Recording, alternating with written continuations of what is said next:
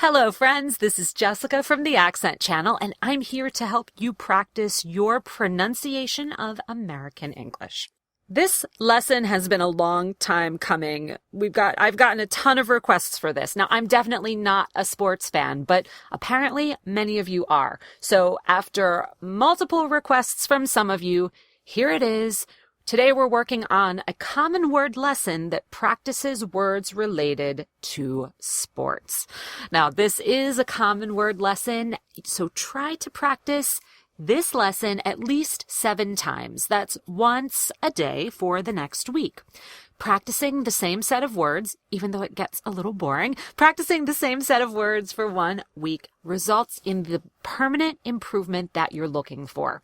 You've got to repeat words. You've got to get some repetition practice if you want your pronunciation changes and the improvement that you're making to be permanent. And if you like this lesson and you're ready for longer lessons and a more structured program to improve your pronunciation of American English, be sure to check out our courses at theaccentchannel.com. You can find the link where you're watching this video. So let's get to it. As you practice, be sure to imitate my intonation. Intonation is just the going up and going down in pitch, that change in pitch that helps us convey different meanings. As you practice, make notes about sounds that are difficult for you. If you keep track of the sounds that are difficult, you'll know the other areas that you need to practice to improve your speech. You'll also want to imitate my rhythm and practice syllable stress by making the vowel louder and longer in the strongest syllable of the words that we're going to practice. In my lessons, the strongest syllable, or the syllable where you linger, is always written in bold capital letters, as you see here, and the weakest syllable of a word is always written in lowercase letters with a lighter font, as you see here. When you see a strong syllable, make the vowel in that syllable louder, longer, and go up in pitch. When you see a weak syllable, really rush through that word and cut the vowel in half. Almost don't pronounce the vowel. That's what I say to my students. Cut the vowel in the weakest syllable of a word. So keep all that in mind as we practice together. Just listen and repeat. We're going to practice a list of words and phrases, and as we practice, I'll be giving you some pronunciation tips to help you understand the rules of pronouncing American English. After we've gone through the list once, we'll do the entire list again without all my interruptions and explanations. We want to do this so that you get the repetition practice that you need, just listening and repeating the same phrases at a really conversational pace. That's what's going to make this new way of pronouncing a habit for you. So that's how it works. Let's get to it. Football. Baseball. Soccer. Softball. Rugby. Wrestling. The word wrestling is a little confusing. The W at the beginning is silent. That's just an R sound. And the T is also silent. You don't say wrestling. Wrestling. I hear that from some of my students. The T is silent. Wrestling. And if this word is difficult for you, if it's difficult to get from the S to the L sound, just add a little schwa there to make it easier. Wrestling. Wrestling. Wrestling, wrestling. And then you can speed it up. As you speed it up, you'll find that schwa slowly disappears, that unstressed vowel. Good. Moving on to badminton. This is a weird word in American English because of the different dialects that we have.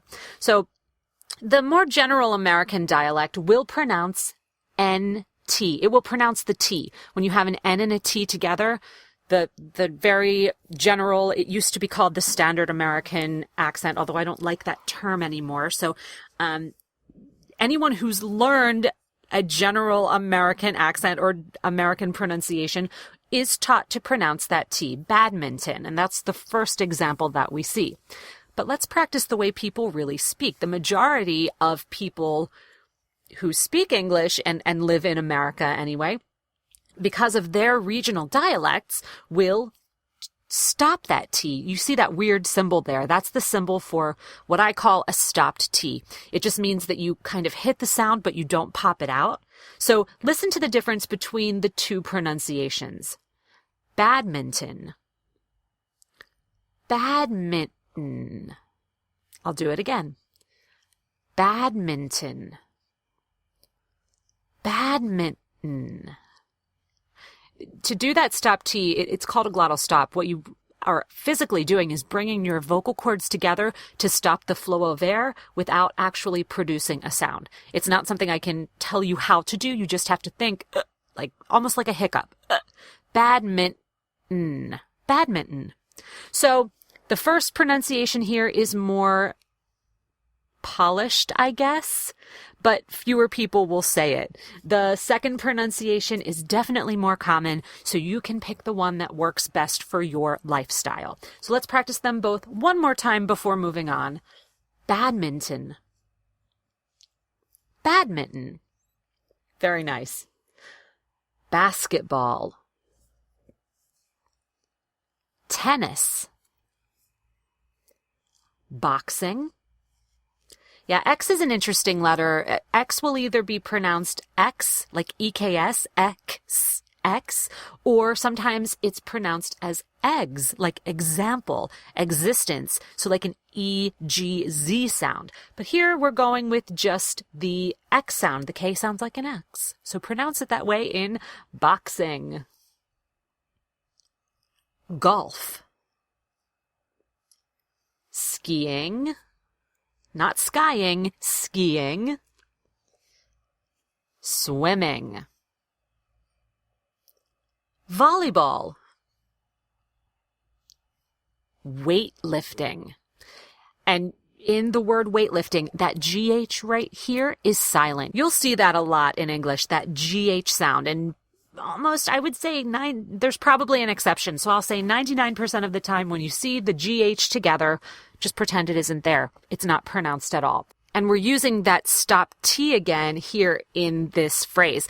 T is a very tricky sound to pronounce in English, and you can't say that a word will always be pronounced with a true T or a stopped T or a T that turns into a D. All of these things happen.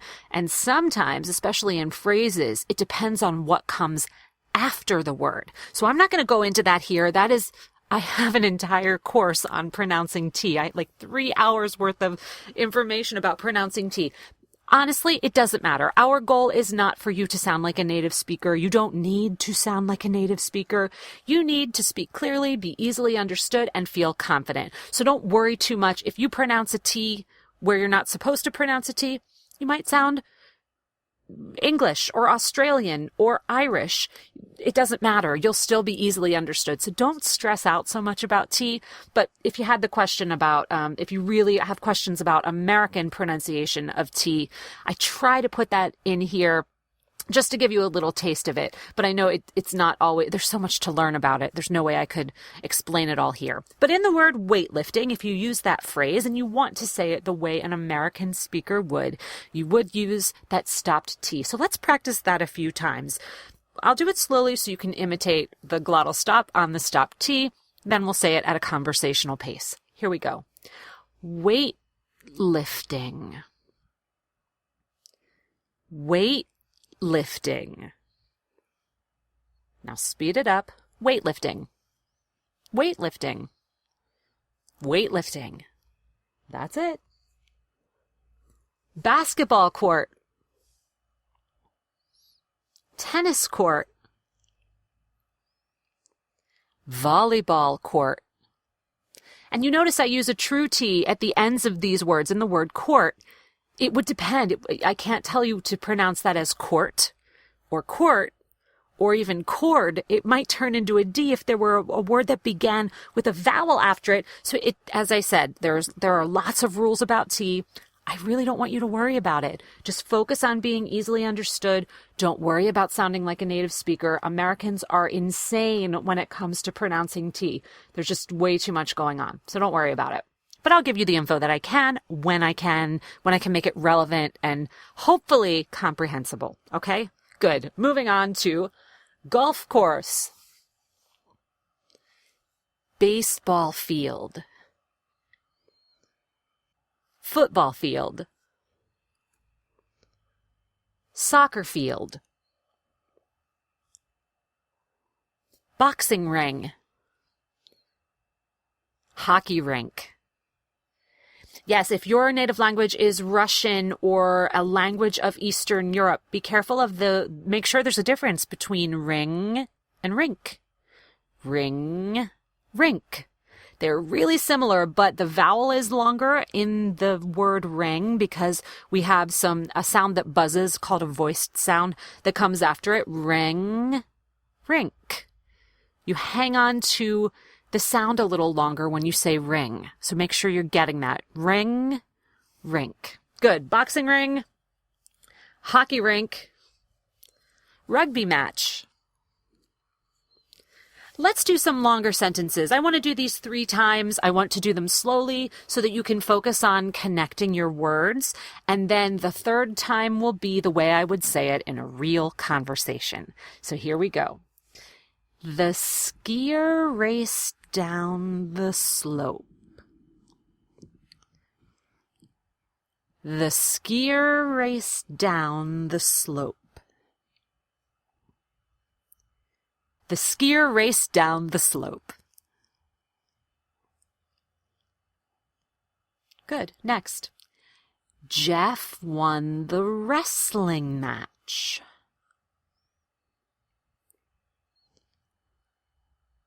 Jeff won the wrestling match. Jeff won the wrestling match. Good, moving on. Alexis is on the swimming team.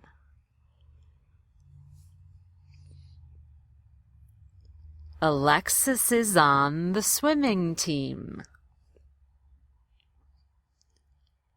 Alexis is on the swimming team. Tom entered a weightlifting competition.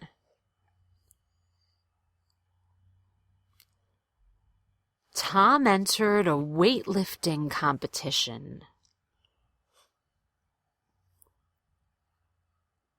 Tom entered a weightlifting competition. And that is your common word practice for sports-related terms. Let's practice an idiom. Here's our idiom for this week. Drop the ball. Drop the ball means to make a mistake or not do something that you were supposed to do.